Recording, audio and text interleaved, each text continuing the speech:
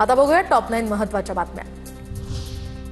कोल्हापुरात शक्तीपीठ महामार्गाविरोधी कृती समितीचं आंदोलन। शक्तीपीठ महामार्ग जाणाऱ्या शिवारात ध्वजारोहण करत निषेध। आंदोलनानंतर सतेज पाटलांकडून शेतातच खरडा भाकरीचा आस्वाद।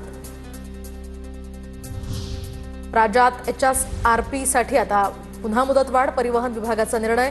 वाहनांना उच्च सुरक्षा नोंदणी क्रमांक पाठी लावण्यासाठी 30 नोव्हेंबरपर्यंतची नवी मुदत। आतापर्यंत फक्त 65 लाख वाहन चालकांनीच बसवली HSRP। 3000 वार्षिक फास्टॅग पास आजपासून लागू, तर फक्त 3000 रुपयांमध्ये 200 वेळा टोल ओलांडता येणार। तुळजाभवानी मंदिराच्या प्रवेशद्वाराजवळ मंत्र्यांच्या गाड्या येऊ देऊ नका। पालकमंत्री प्रताप सरनाईकांचे जिल्हाधिकाऱ्यांना आदेश। रत्नागिरी कोल्हापूर मार्गावरील आंबा घाटात दरड कोसळली। रस्त्याचा एक भाग पूर्णपणे बंद। वाहन चालकांनी सावधगिरीनं आणि कमी वेगानं वाहनं चालवण्याचंही आवाहन। गणेशोत्सवानिमित्त राज्य सरकारकडून सांस्कृतिक कार्यक्रमांचं आयोजन। राज्यातील तब्बल 480 सार्वजनिक गणेशोत्सव मंडळांना तब्बल 1.5 कोटींचं बक्षीस दिलं जाणार। भजनी मंडळांना सुद्धा 5 कोटींचं अनुदान देण्याचा निर्णय।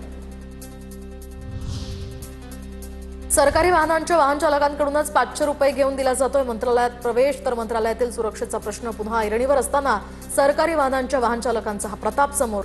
पोलिसांनी केलेल्या चौकशीत ही बाब उघड।